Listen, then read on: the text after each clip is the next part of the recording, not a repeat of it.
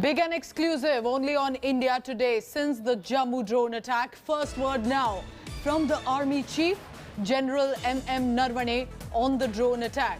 General Naravane now says, and I quote here, that the forces are fully prepared for this new age conflict that India is facing.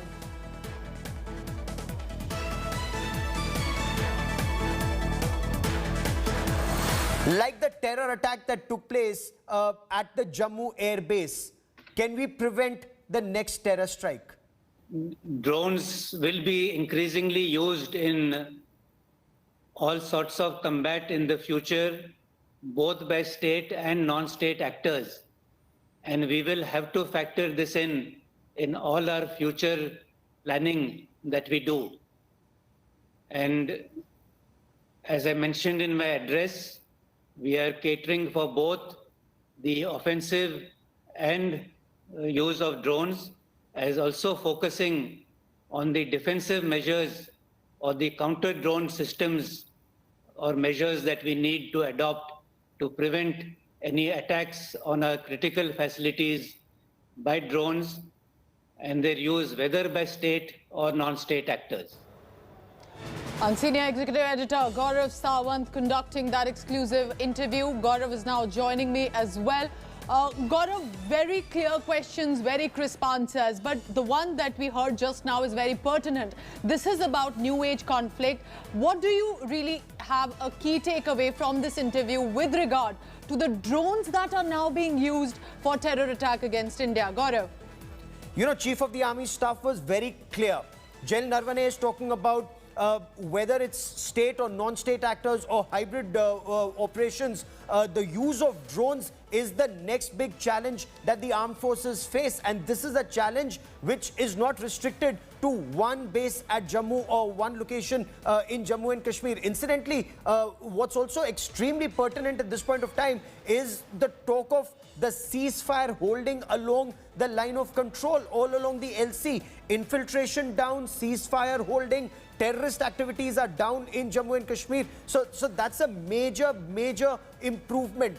Yet you have a drone attack. What is India doing? India's response, as the chief said, was both kinetic and non-kinetic preparations to counter the threat. Are we defensive? Are we offensive? He said, for security reasons or for obvious reasons, that the army cannot give out its game plan, or the security forces cannot give out their game plan, but they're working on it. And this is where artificial intelligence, data, all of that plays a very crucial role in knowing what the adversary may be planning and how India can stay a step ahead to counter the adversary.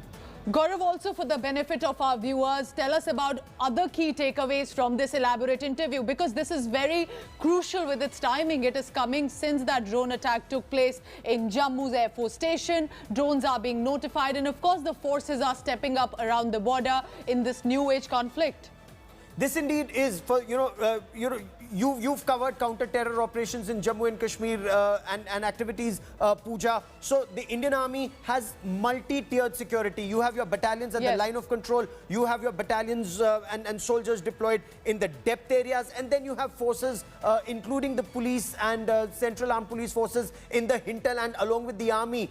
So you have a multi-grid security system to prevent terrorists. But all of this now becomes history, with terrorists using an unmanned aerial vehicle and in a way rigging explosives to a drone, because now they don't need to cross the border and go to these layers. They can just fly on top. It can be remotely piloted, it can be monitored, or it can be programmed to hit a target, and there are multiple targets in Jammu and Kashmir. So counter-drone measures are being taken by the armed forces and security forces, and not just in Jammu and Kashmir, but also elsewhere. But a key point is peace holding in Jammu and Kashmir. Line of control is calm after the DGMOs agreed to the ceasefire at the LOC. Infiltration is down. Terrorist activities are drastically down in Jammu and Kashmir, though there have been an odd case of terrorists targeting security force personnel and countermeasures by the security forces. That's point one. Point two,